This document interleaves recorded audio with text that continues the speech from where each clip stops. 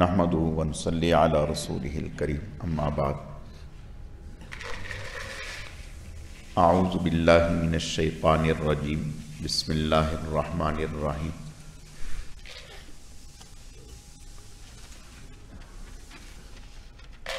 یا ایہا الذین آمنوا اتقوا اللہ حق تقاتہ ولا تموتن الا وانتم مسلمون صدق اللہ مولانا العظیم۔ میرے عزیز و دوستو، اللہ رب العزت کا بے حد کرم ہے، احسان ہے کہ اللہ پاک نے ہمیں دین سیکھنے، سمجھنے اور عمل کے جذبے سے جمع فرمایا ہے۔ اللہ تعالی ہم سب کے آنے کو، جمع ہونے کو، مل بیٹھنے کو اپنی بارگاہ میں اعلیٰ درجے میں قبول فرمائے، کمی کوتاہیوں کو معاف فرمائے۔ یہ جو آیت تلاوت کی ہے، یا ایھا الذین آمنوا اتقوا اللہ حق تقاتہ، اے ایمان والو اللہ سے ڈرو جیسے اس سے ڈرنے کا حق ہے۔ ولا تموتن الا وانتم مسلمون، اور تمہیں موت نہ آئے مگر فرما بردار ہونے کی حالت میں۔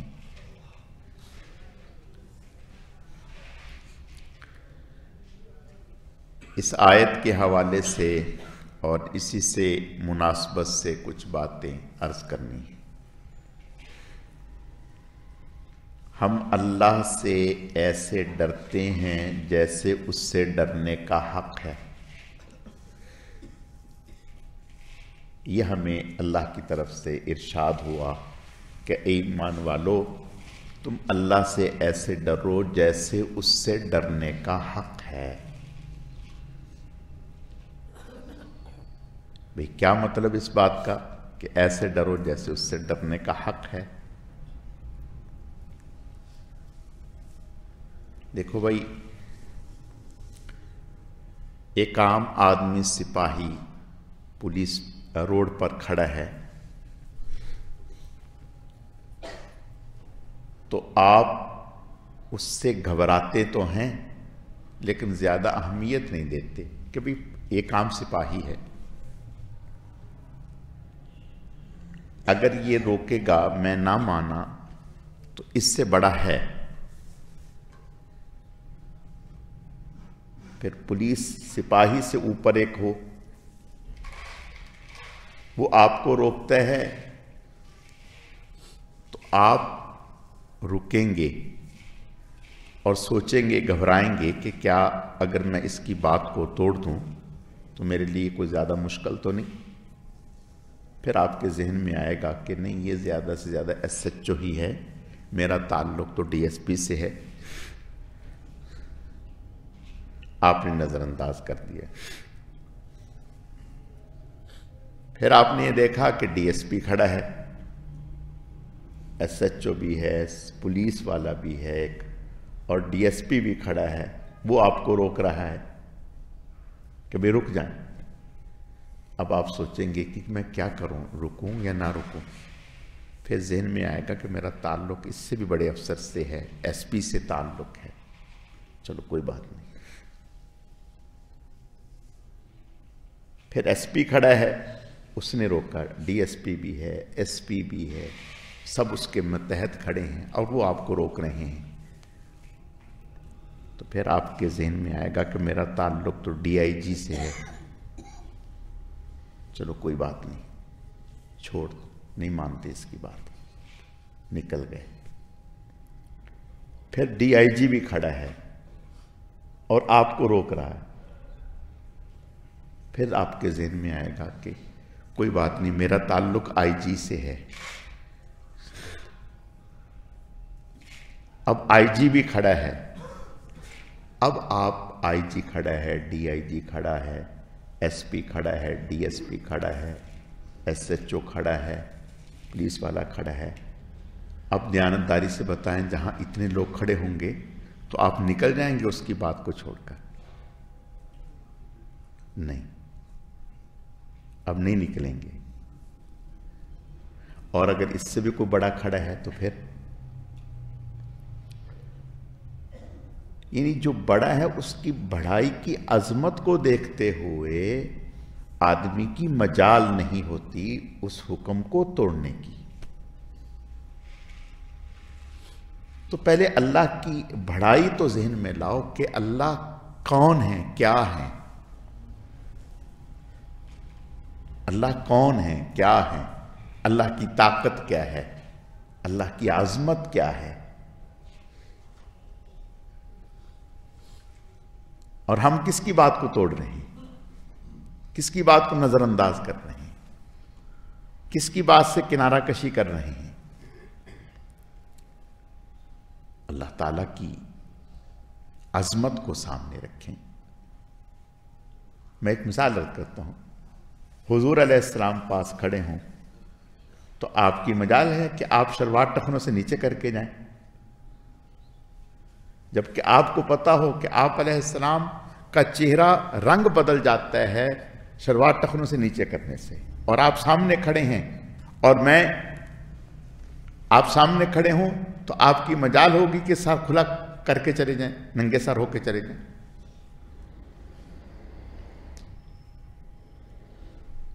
آپ سامنے کھڑے ہوں تو آپ کی مجال ہوگی کہ آپ یہودیوں والا کوئی لباس بغیر ضرورت کے، دیکھو میں ایک بات کہہ رہا ہوں، بغیر ضرورت کے، ضرورت میں تو ہمارے اکابر میں گنجائش تھی، بغیر ضرورت، یعنی بغیر ضرورت کا معنی یہ ہے کہ آدمی گھر آ گیا، اب آدمی وہ لباس اتار کے دوسرا لباس پہن سکتا ہے۔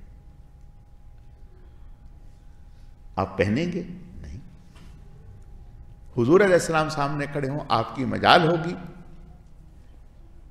کہ آپ داڑھی منڈوا کر نئی نئی شیپ بنا کے آپ کے پاس سے گزریں؟ نہیں، رونگٹے کھڑے ہو جائیں گے، 1000 دفعہ پسینہ آئے گا کہ اللہ کے نبی کے سامنے جا رہا ہوں۔ کیوں؟ اس لیے کہ اللہ کے نبی صلی اللہ علیہ وسلم کی عظمت ہمارے دلوں میں بیٹھی ہوئی ہے۔ اس عظمت کا تقاضا یہ ہے کہ ہم سر سے لے کر پاؤں تک ایسے بن سنور کے جائیں گے کہ آپ ہمیں دیکھ کر خوش ہو جائیں، راضی ہو جائیں، آپ فرمائیں کہ یہ واقعی میرا پیارا ہے، اس نے پوری کوشش کی ہے مجھ جیسا بننے کی۔ اور سوچیں کہ جہاں اللہ کے نبی صلی اللہ علیہ وسلم یہ فرمائیں کہ اے اللہ میں آپ کی عبادت کا حق ادا نہ کر سکا، میں آپ کی بندگی کا حق ادا نہ کر سکا، تو وہ کتنا اونچا مقام ہے، کتنی اونچی جگہ ہے جہاں نبی انبیاء کرام نفسی نفسی کہیں گے، یعنی نبی تھرا رہے ہوں گے، لرز رہے ہوں گے، کانپ رہے ہوں گے۔ وہ کتنا اونچا مقام ہے، کتنی اونچی بارگاہ ہے۔ ہم ذرا تھوڑا تصور تو کریں کہ ہم اس سے جیسے ڈرنا چاہیے ویسے ڈرتے ہیں، اس کی معرفت جیسے ہونی چاہیے ہم میں ہے۔ دیکھو بھائی، اگر ہم یہ کہیں کہ بھئی ہمیں بہت محبت ہے، حضور سے بھی بڑی محبت ہے، اللہ سے بھی بڑا تعلق ہے، لیکن کام ہمارے سارے الٹے ہوں، تو دیانتداری سے بتاؤ کہ یہ محبت کہلائے گی؟ نہیں، یہ تو منہ چڑھانا ہے۔ نہیں، جب محبت ہوتی ہے، تعلق ہوتا ہے، تو وہ اپنا آپ خود بتا دیتا ہے۔ پہلے بھی کئی دفعہ عرض کی، صحابہ کرام رضوان اللہ علیہم اجمعین حضور سے ایسی محبت کہ 10 دفعہ یہ سنا ہے آپ نے ایک نوجوان کے ہاتھ میں سونے کی انگوٹھی دیکھی پہنی ہوئی، سونے کی انگوٹھی پہنی ہوئی دیکھی. غالب خیال یہ ہے کہ اس صحابی کو اس بات کا علم نہیں ہوگا کہ حضور علیہ السلام نے اس سے منع فرمایا. اس نے پہنی ہوئی، آپ نے فرمایا ہاتھ آگے کرو، ہاتھ آگے. آپ نے انگوٹھی نکالی اور یوں پھینک دی. فرمایا کل قیامت کے دن اپنے ہاتھوں میں جہنم کی آگ برداشت کرو گے؟ اور کچھ بھی نہیں. تھوڑی دیر کے بعد آپ گھر تشریف لے گئے. اور جو کچھ لوگ تھے انہوں نے کہا کہ آپ علیہ السلام نے پہننے کو ناپسند فرمایا ہے، آپ اٹھا لیں، اٹھا کر کے بیچ دیں، پیسے کام ملیں. اس صحابی کا تعلق دیکھیں، محبت دیکھیں، عظمت دیکھیں، عشق دیکھیں. کہا کہ جسے حضور نے پھینک دیا میں اس کی طرف دیکھنا بھی گناہ سمجھتا ہوں. اس کو اٹھانا تو بہت آگے کی بات ہے، نہیں چاہیے، نہیں چاہیے.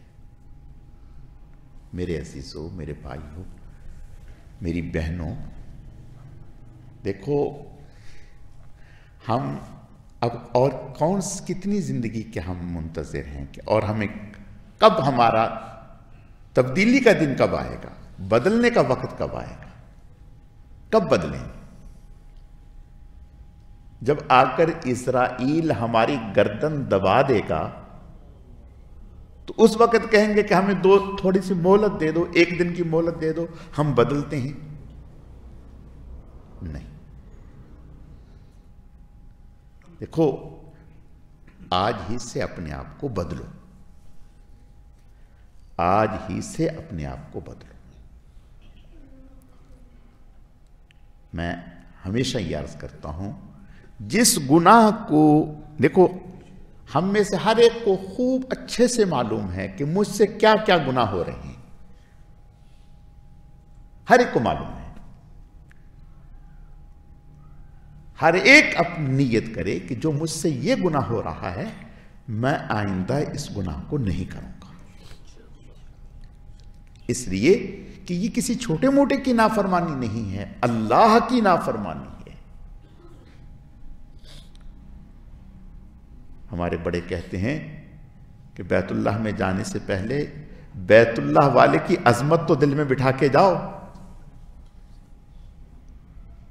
جس کے گھر جا رہے ہیں اس کا ہی گھر، دل میں کوئی جگہ نہیں ہے، اس کے لیے دل میں جگہ نہیں. اگر اس کے لیے دل میں جگہ ہوتی تو ہر ایک کی بات کو رد کیا جاتا، لیکن اس کی بات کو رد نہ کیا جاتا.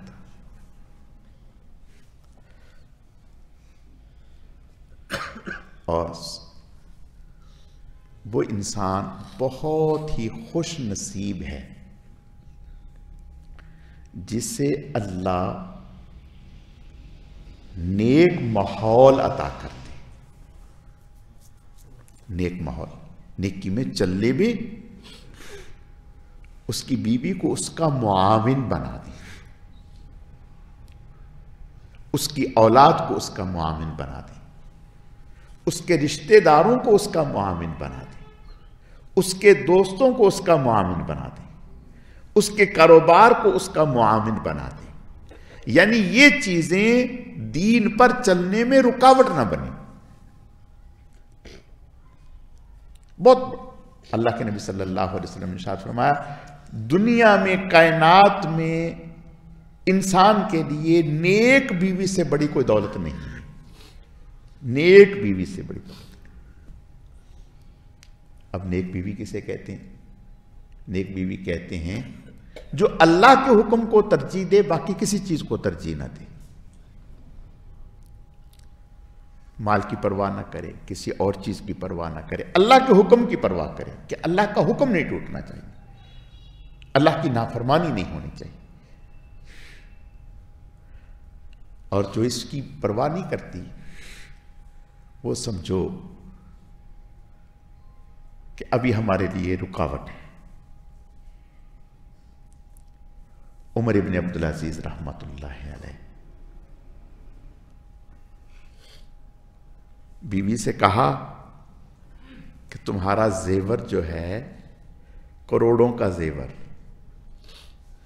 یا تو اس کو گھر میں رکھو یا عمر ابن عبدالعزیز کو رکھو۔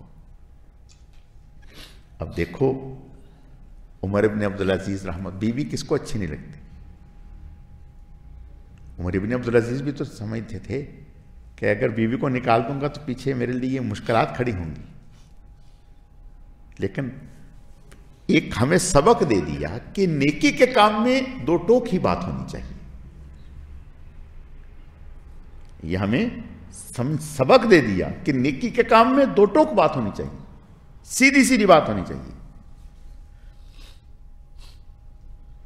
کہا کہ دیکھو یہ تمہارا زیور جو ہے یہ حرام مال کا ہے، اور تمہیں پتہ ہے تمہارے ابا کی کمائی کیسی تھی، تمہارے بھائیوں کی کمائی کیسی تھی، اور یہ زیور کس پیسے سے بنا ہے تمہیں اچھے سے معلوم ہے۔ یا تو زیور رکھ لو یا مجھے رکھ لو، میں تمہیں فارغ کرتا ہوں۔ نہیں، اگر مجھے رکھنا ہے تو پھر یہ زیور یہاں اس گھر میں نہیں رہے گا، یہ پورا کا پورا بیت المال میں جمع ہوگا۔ اب جب اللہ کی مدد عمر ابن عبدالعزیز کے شامل حال ہوئی، اللہ پاک کی رحمت نے دستگیری فرمائی، تو بیوی کی دل کی کایا کو بھی پلٹ دیا۔ اس نے کہا کہ نکاح میں نے آپ سے کیا ہے، زیور سے نکاح نہیں کیا۔ نکاح آپ نے کیا ہے، آپ سے کیا، زیور سے نہیں کیا۔ آپ کے ساتھ رہنا ہے سوکھی روکھی چٹنی، جو آپ کھائیں گے وہ کھائیں گے، لیکن نہیں، اور نکال کے دے دیا، نکال کے دے دیا۔ یہ دیکھو یہ ہے کہ نہیں اللہ کی نعمت بھائی؟ کتنی بڑی اللہ کی نعمت ہے۔ اور پھر عمر ابن عبدالعزیز کا سایہ سر سے اٹھا،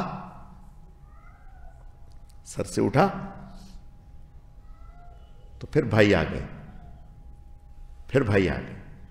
آ کر کے اپنی بہن سے کہا کہ ملا گیا، مولوی گیا، یعنی عمر ابن عبدالعزیز گئے، انتقال ہو گیا، زیور تمہارا ویسے ہی پڑا ہے بیت المال میں، ہمیں پورا اختیار ہے، اٹھا کر کے لا کے آپ کے حوالے کرتے ہیں۔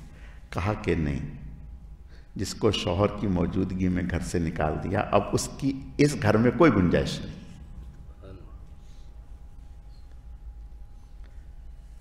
جب کوئی انسان اللہ کا بنتا ہے تو اللہ پھر اس طرح سے راستے ہموار کرتے ہیں،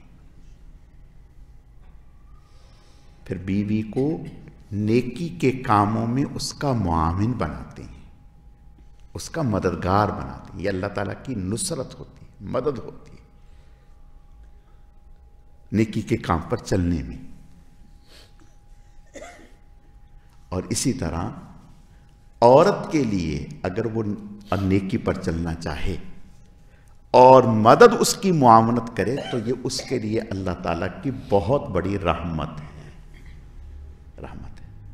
بعض عورتیں ہیں کہتی ہیں پردہ کرنا چاہتی ہیں، شوہر کرنے نہیں دیتا، شرعی پردہ کرنا چاہتی ہیں، شوہر کرنے نہیں دیتا، منع کرتا ہے، اور 10 چیزوں سے منع کرتا ہے، کیا کریں؟ بڑی مشکل زندگی گزارنی، یہ آزمائش ہے۔ تو فرمایا نیک عورت بہت بڑی نعمت ہے۔ اسی طرح ایسی اولاد جو نیکی میں آپ کی مددگار معاون بنے، آپ کی نافرمانی نہ کرے، اللہ کی بہت بڑی نعمت ہے، ہمیں اندازہ نہیں۔ عمر ابن عبدالعزیز رحمت اللہ علیہ کے گھر میں امیر المؤمنین ہیں،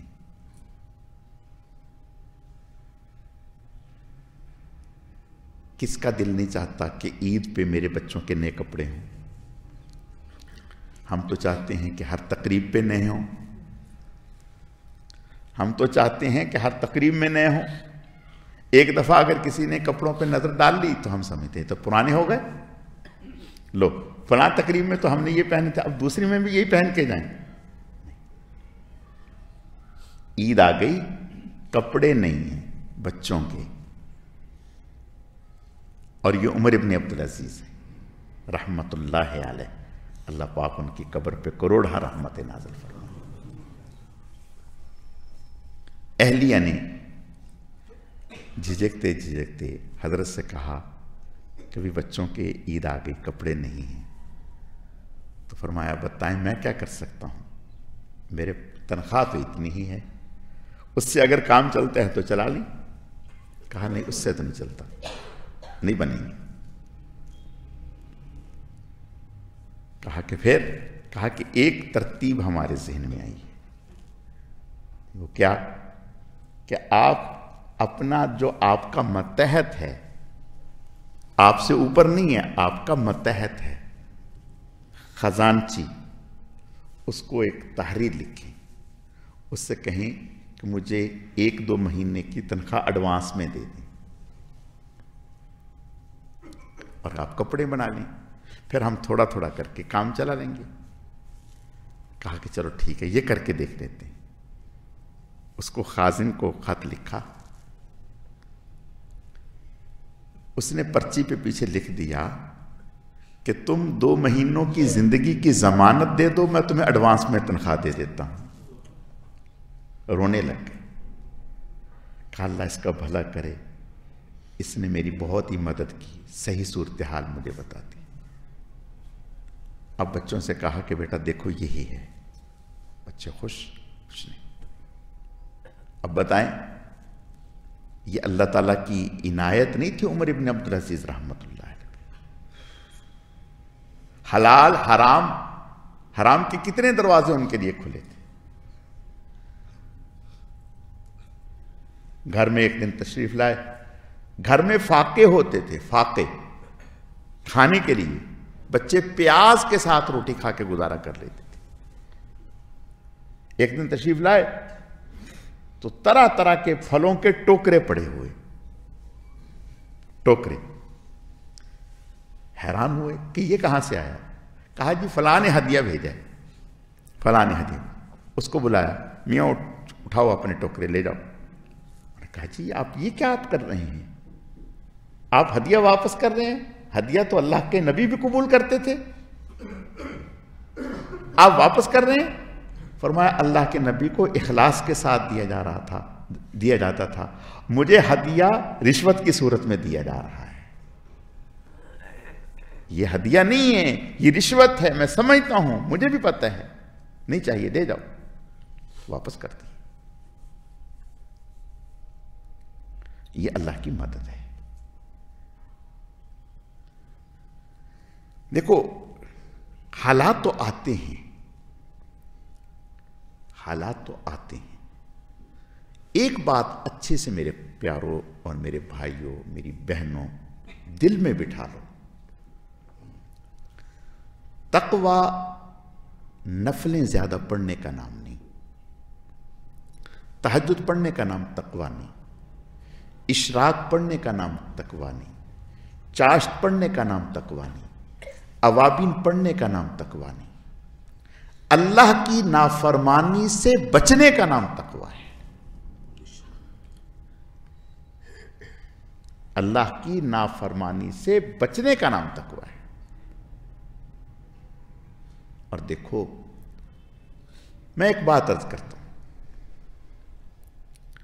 شیطان ہمارا دشمن ہے. دیکھو ہمارا نفس جو ہے نا، ہمارا نفس وہ ہلکی چیز پہ راضی نہیں ہوتا ہے نہیں. کھانے کے لیے اچھا مانگے گا، پہننے کے لیے اچھا مانگے گا، رہنے کے لیے گھر اچھا، سفر کے لیے سواری اچھی، ہر چیز اچھی مانگے گا. کیا مطلب؟ اعلیٰ چیز، اعلیٰ کوالٹی. لیکن عبادت کے لیے تقوی کی طرف نہیں آئے گا، جواز کی طرف کہے گا چلو اچھا. تقوی تو اونچے لوگوں کا کام ہے. کیا سبق پڑھائے گا؟ کہے گا تقوی تو اونچے لوگوں کا کام ہے، یہاں تو مفتی بھی مولوی بھی جواز پر چلتے ہیں، جائز کام کرتے ہیں. جائز ہے نا، پھر کیا مانگ؟ ارے ہم نہیں بنیں گے رابعہ بصری، ہم نہیں بنیں گے جنید بغدادی، ہم نہیں بنیں گے بہاؤالدین زکریا، ہم گناہگار ہی ٹھیک ہیں، لا حول ولا قوت الا باللہ. نہیں میرے عزیز، دیکھو میری بات سن. وَمَن يَتَّقِ اللَّهَ يَجْعَلْ لَهُ مَخْرَجًا وَيَرْزُقْهُ مِنْ حَيْثُ لَا يَحْتَسِبُ. سینکڑوں مرتبہ تقوی کا ذکر آیا. کون سی صورت ایسی ہے جس میں اللہ نے تقوی کا ذکر نہیں فرمایا؟ تو تقوی صرف نبیوں کے لیے ہے کہ صرف نبی تقوی اختیار کرے؟ نہیں، ہر مومن کی شان تقوی ہے. جائز پر نہ آؤ، اگر جائز پر آؤ گے تو ناجائز میں جاؤ گے، طے ہے. اللہ کے نبی صلی اللہ علیہ وسلم نے ارشاد فرمایا شبہات سے بھی بچو، غیر اولا سے بھی بچو. شبہات میں پڑو گے تو حرام میں مبتلا ہو جاؤ گے. جواز کے ارد گرد گھومو گے، جائز تو ہے نا. مثلا موبائل سے تصویر بن رہی، ارے جائز تو ہے نا، کچھ بنا رہے ہیں. نہیں، تقوی کو سامنے رکھو، تقوی کو سامنے رکھو. جب تقوی پر چلنے کی کوشش کرو گے تو انشاءاللہ اللہ نے چاہا بہت ساری حرام چیزوں سے بچ جاؤ گے. تقوی پر چلنے، اپنے لیے تقوی میں جیسے تمہارا نفس چھوٹی چیز پر تیار نہیں ہوتا، ایسے ہی نفس کو کہو کہ تقوی سے نیچے آپ کے لیے کوئی راستہ نہیں ہے. تقوی سے نیچے آپ کے لیے کوئی راستہ نہیں ہے، سارے دروازے بند ہیں. تقوی پر چلنا. میں آپ کو اچھا کھلاؤں گا، اچھا پہناؤں گا، اچھی سواری دوں گا، لیکن تقوی بھی چاہیے مجھے تقوی چاہیے. لیکن اس طرف ہمارا نفس ہمیں تقوی پر نہیں آنے دیتا، وہ ہمیں جواز کے راستے دکھاتا ہے اور کہتا ہے کہ جواز ڈھونڈتا ہے اور پھر وہ جواز کے ذریعے ہمیں حرام میں مبتلا کرتا ہے، گناہ میں مبتلا کرتا ہے. اللہ کے نبی صلی اللہ علیہ وسلم کئی دن کا فاقہ ہے، کئی دن کا فاقہ. گھر میں تشریف لاتے، ایک دفعہ نہیں کئی دفعہ. کھجور پڑی ہوئی ہے، کھجور پڑی ہوئی، اٹھائی، منہ میں ڈالنے لگے. خیال آ گیا کہ پتہ نہیں یہ صدقے کی ہے یا ہدیے کی ہے. پتہ نہیں یہ صدقے کی ہے یا ہدیے کی ہے. صدقہ آپ نہیں کھاتے تھے، ہدیہ آپ کھاتے تھے، رکھ دی وہی، پتہ ہی نہیں رکھ دی. ہم پہلے کھا لو بعد میں دیکھ لیں گے. نہیں، چھوٹے بچے ہیں، حضرت حسن رضی اللہ تعالیٰ صدقے کی کھجور اٹھا کے منہ میں ڈال لی. آپ نے ارشاد فرمایا کخ کخ تھو تھو، نکالو. آپ نے انگلی ڈالی منہ میں اور نکال دی.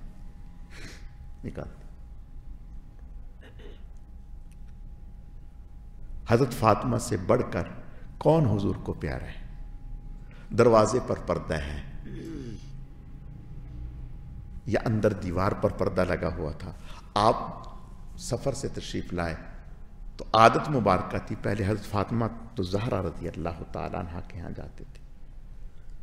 آپ دروازے پر ہی کھڑے ہو گئے، اندر نہیں گئے اور ناراضگی کا اظہار کرتے ہوئے واپس تشریف لے گئے. حضرت فاطمہ تو زہرا رضی اللہ تعالیٰ عنہ فوراً پہچان گئے، پیچھے بھاگیں، یا رسول اللہ. کیوں ابا جان؟ فرمایا یہ میں کیا دیکھ رہا ہوں. بس فوراً اتار دیا، فوراً اتار دیا،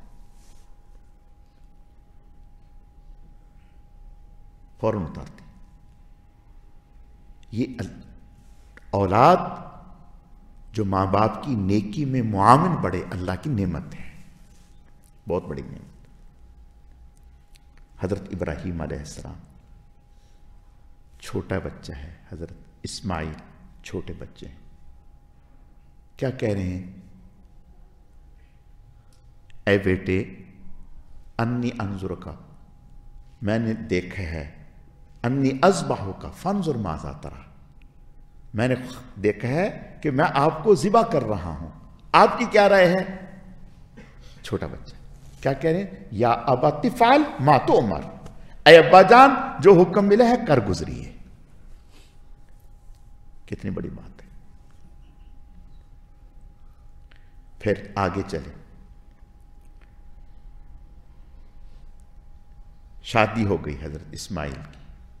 حضرت ابراہیم علیہ السلام شام میں رہتے ہیں، یہ یہاں رہتے ہیں، وقتاً فوقتاً تشریف لاتے رہتے ہیں۔ ایک دفعہ تشریف لائے تو حضرت اسماعیل گھر پہ نہیں تھے، 2 دفعہ تشریف لائے تو گھر پہ نہیں ملے، تیسری دفعہ گھر پہ ملے۔ تو جب تشریف لائے تو حضرت اسماعیل گھر پہ نہیں تھے، تو ان کی اہلیہ سے پوچھا، سلام کیا، انہوں نے سلام کا جواب دیا، کہا کہ اسماعیل، کہا کہ وہ گئے ہیں باہر، کہا کیا حال ہے، گزر بسر کیسے ہو رہی ہے، کہا کوئی حال نہیں، کوئی حال نہیں، وہ تو کوئی کماتے ہی نہیں اور پریشانی سے 2-4 ہیں۔ کہا اچھا ٹھیک ہے، جب وہ آئیں میرا سلام کہیں اور کہیں کہ گھر کی چوکھٹ بدل لیں، گھر کی چوکھٹ بدل لیں۔ خیر حضرت تشریف لائے، اسماعیل علیہ السلام، پوچھا کہ کچھ آئے تھے آج، کہا ہاں ایک بزرگ آئے تھے، کہا اچھا پھر، کہا کہ انہوں نے آپ کو سلام کیا، مجھ سے حالات پوچھے، میں نے بتا دیے، آپ کو سلام کہا ہے اور کہا گھر کی چوکھٹ بدل دیں۔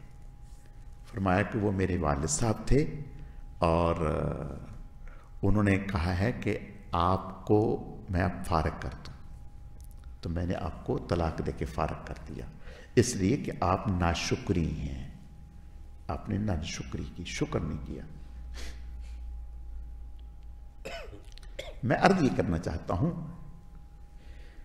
اولاد آپ کی مطیع و فرما بردار ہے، نیکی میں اللہ کی مدد ہے، بیوی مطیع و فرما بردار ہے، نیکی میں آپ کی معاون ہے، اللہ کی مدد ہے، آفس کا ماحول نیکی میں آپ کا معاون ہے، اللہ کی مدد ہے، آپ کا کاروبار نیکی میں آپ کا معاون ہے، اللہ کی مدد ہے۔ اور اگر خدا نخواستہ کاروبار کی وجہ سے، ملازمت کی وجہ سے، اولاد کی وجہ سے، بیوی کی وجہ سے آپ اللہ کی نافرمانی میں مبتلا ہو رہے ہیں تو سمجھیں آپ ہلاکت میں مبتلا ہو رہے ہیں، ہلاکت میں۔ ایسا شخص جو ہمیں نیکی کی طرف راغب کرتا ہے، نیکی کی طرف متوجہ کرتا ہے، وہ ہمارا محسن ہے، وہ ہمارا محسن ہے۔ وہ بیوی کی شکل میں ہو، وہ دوست کی شکل میں ہو، وہ بھائی کی شکل میں ہو، وہ پڑوسی کی شکل میں ہو، وہ کسی بھی شکل میں ہو، وہ ہمارے لیے اللہ کی بہت بڑی نعمت اور رحمت ہے۔ اور خدا نخواستہ جو ہمیں گناہ کی طرف مبتلا کرتا ہے یا گناہ کی طرف ہمیں راغب کرتا ہے، وہ ہمارا دشمن ہے، ہمیں اندازہ نہیں، وہ ہمارا دشمن ہے۔ رسول اللہ صلی اللہ علیہ وسلم سے بڑھ کر کون ہے؟ آپ کو صدیق اکبر سے کتنا پیار تھا، کتنا پیار تھا، لیکن اگر کوئی غلطی صدیق اکبر میں نظر آئی تو کیا حضور نے چشم پوشی فرما دی؟ نہیں۔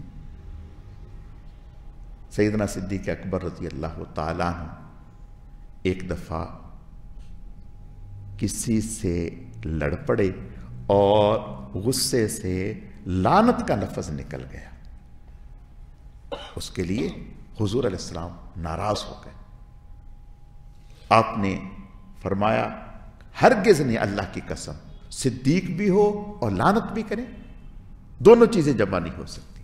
فوراً توبہ کی، معافی مانگی، یا رسول اللہ میں معافی مانگتا ہوں۔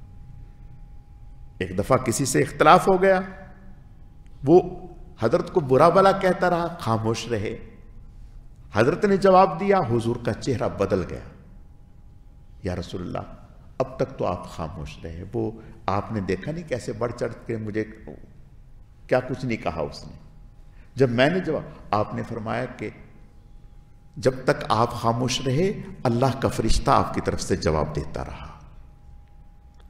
اور جب آپ نے جواب دینا شروع کر دیا اللہ کا فرشتہ بیچ سے ہٹ گیا۔ تو میرے عزیزو، میں عرض یہ کرنا چاہتا ہوں کہ حضور علیہ السلام نے اگر کوتاہی صدیق اکبر میں نظر آئی تو نہیں، ایسا نہیں ہے کہ ان کو چھوڑ دیا، نہیں، ان کی بھی رہنمائی فرمائی، عمر بن خطاب میں نظر آئی، ان کی بھی رہنمائی فرمائی، عثمان ذی النورین جہاں بھی ازواج مطہرات میں اگر کوئی کوتاہی نظر آئی وہاں بھی آپ نے من ٹوکا. یہ حضور کا ٹوکنا یہ کوئی ایسا نہیں تھا کہ کوئی خامیے تلاش کرنا، نہیں، یہ تو حضور کی اصلاح فرمانا رحمت ہے. ازواج مطہرات میں سے ایک زوجہ محترمہ نے دوسری زوجہ محترمہ کے بارے میں کوئی الفاظ ایسے کہے، آپ نے ارشاد فرمایا اللہ کی قسم تم نے جو الفاظ کہے ہیں یہ اتنے بدبودار ہیں اور اتنے گندے ہیں کہ اگر سمندر میں ڈال دیا جائے تو اس سے پورا سمندر کڑوا اور بدبودار ہو جائے. ایک زوجہ محترمہ نے دوسری زوجہ محترمہ کو، آپ صلی اللہ علیہ وسلم ان سے ناراض ہو کر 2 مہینے تک ان کے گھر نہیں گئے. یہ کیا ہے؟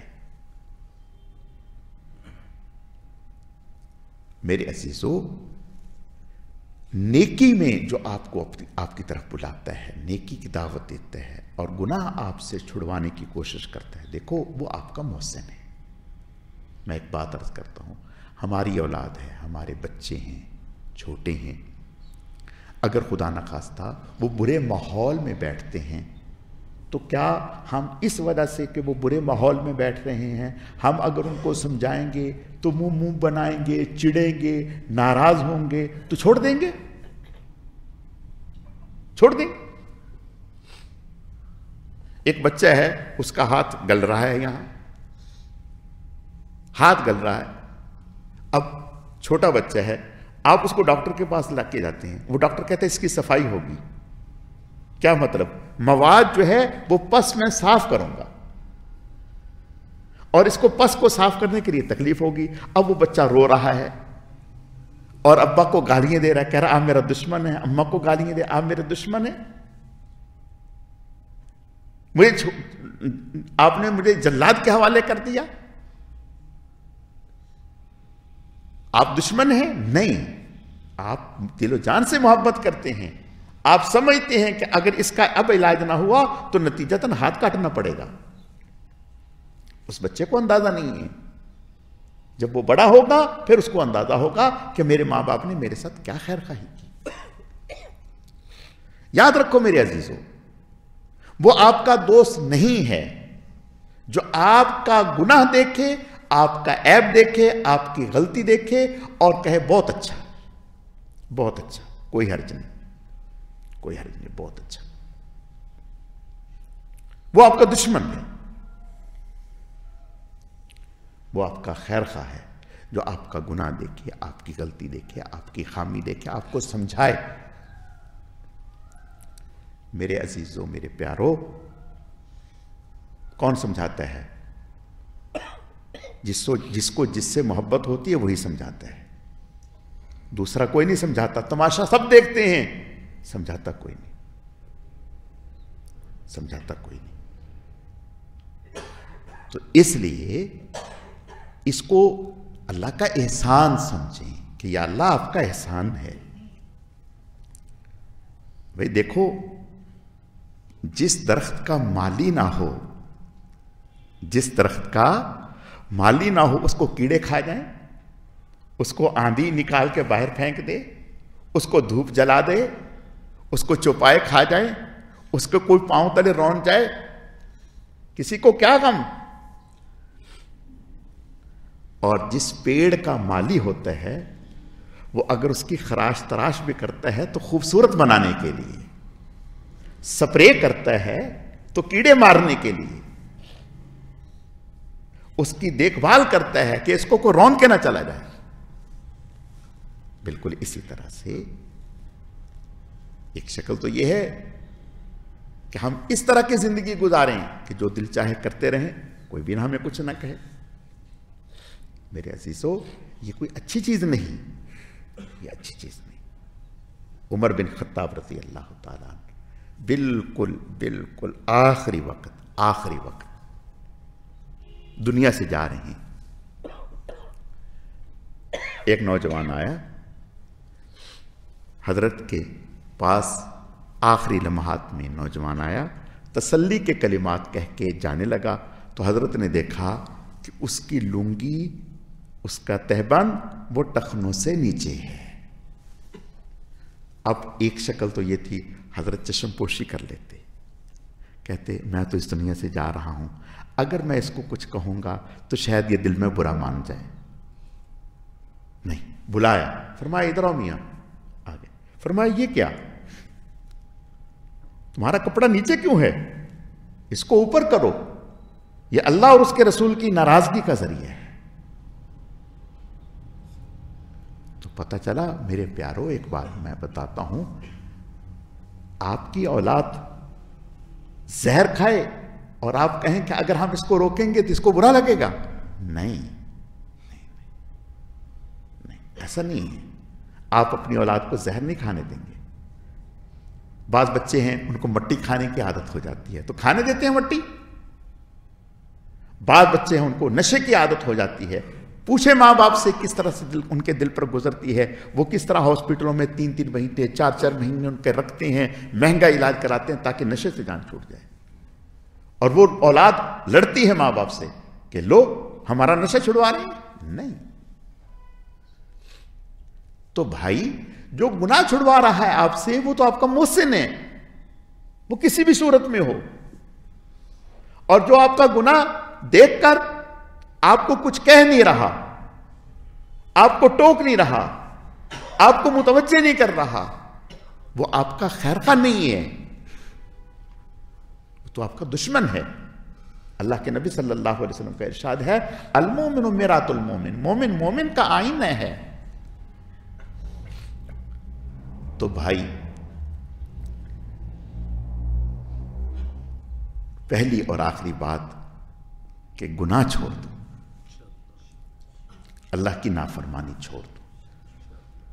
جو تو 5 وقت کی نماز نہیں پڑھتے وہ تو ہاتھ کھڑا کریں کہ ہم 5 وقت کی نماز مسجد میں جماعت سے پڑھیں گے، 5 وقت کی نماز مسجد میں جماعت سے پڑھیں گے، اللہ جزائے گا۔ جن کی داڑھی پوری نہیں، ڈنڈی مارتے، وہ طے کر لیں کہ ہم داڑھی انشاءاللہ، دیکھو ایک بات یاد ہے، داڑھی واجب ہے، سنت نہیں ہے، واجب ہے، گناہ کبیرہ ہے، اس کو پوری ایک مشت رکھنا ہے۔ جن کی داڑھی مشت سے کم ہے وہ یہ طے کر لیں، دیکھو ایک گناہ ہوتا ہے، مثلا آپ نے ایک گناہ کیا،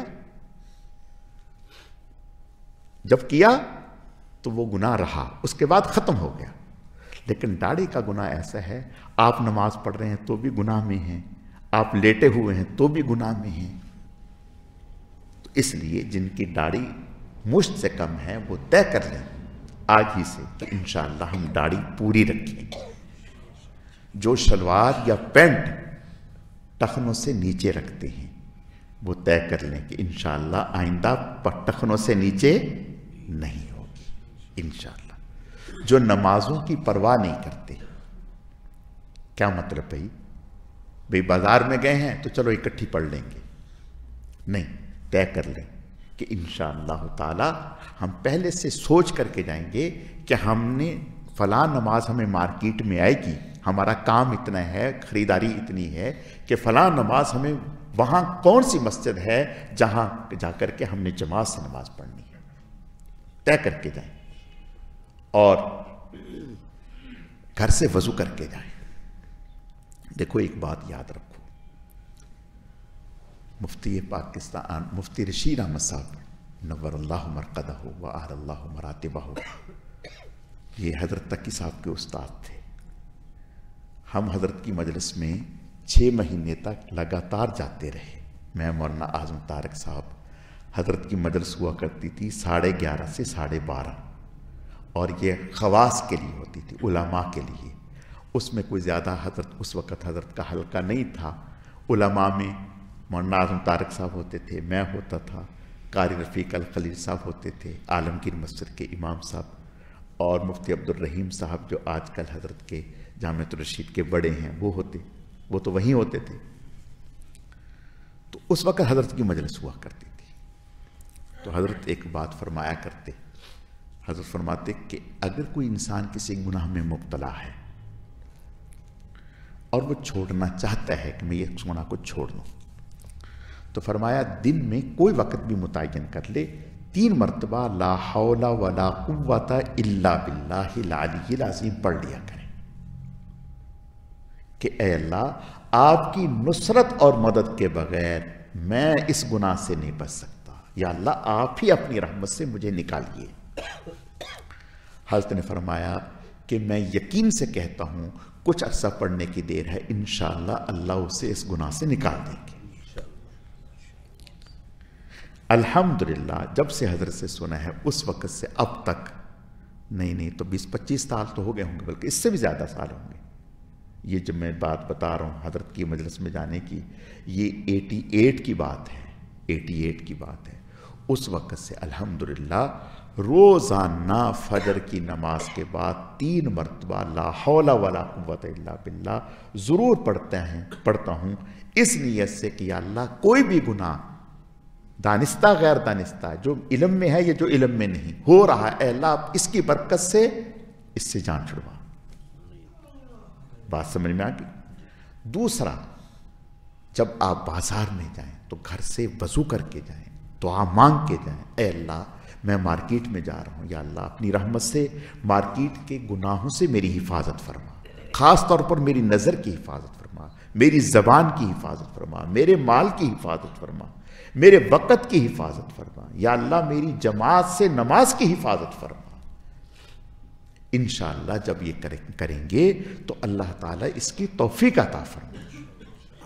تو اس لیے بھئی جو تو 5 وقت نماز جماعت سے نہیں پڑھتے تو وہ نیت کر لیں کہ جماعت سے پڑھنی ہے، اور جو مارکیٹ میں ادھر ادھر نماز چھوڑ دیتے ہیں وہ نیت کریں کہ عورتیں خاص طور پر ان سے بھی درخواست ہے کہ بھئی وہ اس بات کا اہتمام کر کے جایا کریں کہ گھر سے ایسے ٹائم پہ نکلیں کہ نماز پڑھ کے نکلیں، پھر اگلی نماز کے لیے سوچے کہ ہم نے کہاں پڑھنی ہے. اور دیکھو بھئی بعض دفعہ مسجد نہیں ہوتی تو وہاں کسی دکاندار سے کہہ سکتی ہیں کہ بھئی ہمیں کوئی جان نماز دے دیں، ہم نے نماز پڑھنی ہے. وہاں جان نماز لی، ایک طرف ہو کے نماز پڑھ لی. اس میں کیا شرمانے کی بات ہے؟ نہیں، نماز پڑھنی ہے. تو عورتوں کے لیے بھی مردوں کے لیے نماز، شلوار کو اپنی پینٹ کو ٹخنوں سے اوپر، اور دیکھو بھئی سر سے ٹوپی نہ اتاریں.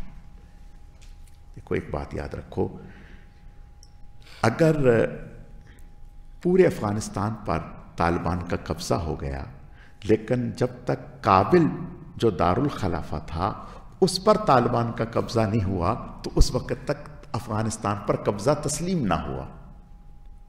سمجھ رہے ہیں بات کو؟ تو دارالخلافہ پر جس کا جھنڈا ہے اسی کا اس پر قبضہ ہے. ہمارا دارالخلافہ ہمارا سر ہے. بات سمجھ میں آ گئی؟ ہمارا دارالخلافہ ہمارا سر ہے جو علماء کی بستی ہے، اس میں علماء رہتے ہیں. آنکھ یہ ایک عالم ہے، علم دیتی ہے ہمیں، پڑھنے کا علم دیتی ہے، دیکھنے کا علم دیتی ہے. ناک یہ علم رکھتا ہے، یہ علم دیتا ہے، سونگھنے کا علم دیتا ہے. کان یہ سننے کا علم دیتا ہے. زبان یہ بولنے کا علم دیتی ہے. عقل یہ سوچنے کا علم دیتی ہے. تو یہ سر علماء کی بستی ہے. اور جس سر پہ ٹوپی نہیں ہے اس سر پہ تو شیطان کا جھنڈا آ گیا. بات سمجھ میں آ گئی؟ اب جس سر پر شیطان کا جھنڈا ہو گیا تو گویا اس پر شیطان کا قبضہ ہو گیا. سمجھ رہے بات کو؟ آپ تجربہ کر کے دیکھیں. میں ایک بات عرض کرتا ہوں، کل کو اگر مثال کے طور پہ میں سر سے ٹوپی اتار کے نکل پڑوں باہر، تو آپ میں سے جو بھی دیکھیں گے تو وہ مجھے بار بار کہیں گے کہ امام صاحب آپ کی ٹوپی کہاں ہے؟ آپ کی ٹوپی کہاں ہے؟ بھئی میں کہوں گا کہ ساری دنیا ننگے سر گھوم رہی ہے، ان کو آپ کچھ نہیں کہتے ہیں، مجھے کیوں کہتے ہیں؟ عرض کرنے کا مقصد یہ ہے کہ سر، اللہ کے نبی صلی اللہ علیہ وسلم ہمیشہ سر پر یا تو امامہ یا ٹوپی، صحابہ اکرام سر پر امامہ یا ٹوپی، ننگا سر نہیں. آپ پینٹ پہنے کوئی حرج نہیں، آفس جائیں لیکن ٹوپی سر پہ رکھیں. اچھا یہ بتائیں کہ اگر سر پہ ٹوپی رکھیں گے تو آپ گاڑی نہیں چلا سکتے، کام نہیں کر سکتے، دوسرے سے میٹنگ. اگر سکھ جو ہے وہ سر پر اپنا شعار رکھ کر جہاز اڑا سکتا ہے، طالبان جو ہیں وہ سر پہ پگڑی باندھ کر جہاز اڑا سکتے ہیں، تو میں اور آپ ٹوپی سر پہ رکھ کر تو کیا آفس میں کام نہیں کر سکتے؟ وہ یونیورسٹی میں جا سکتے ہیں، پڑھ سکتے ہیں. تو سر آپ کا دارالخلافہ ہے. جس کا اس پر قبضہ ہو گیا اس کا پورے جسم پر قبضہ ہو گیا. آپ نے اگر سر پر قبضہ کر لیا اللہ کے نبی کا سنت کے ذریعے سے، ٹوپی رکھ لی، امامہ رکھ لیا، انشاءاللہ آپ اثرات دیکھیں. دکان پر بیٹھے ہوں گے تو اس کی برکات ہوں گی، بازار میں ہوں گے تو اس کی برکات ہوں گی، کہیں بھی ہوں گے اس کی برکات ہوں گی. شادی میں بھی جائیں سر ننگا نہ کریں، سر پہ ٹوپی رکھیں. اللہ تعالیٰ عمل کی توفیق عطا فرمائے. جو کہا سنا اسے اپنی بارگاہ میں قبول فرمائے. الحمدللہ.